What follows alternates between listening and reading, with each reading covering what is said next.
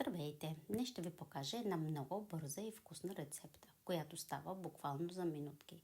Необходими са ни печени червени чушки, глава, червен лук, магданоз, малко чесън и моцарела. Така, останете с мене, за да видите цялата рецепта. Хайде да започваме!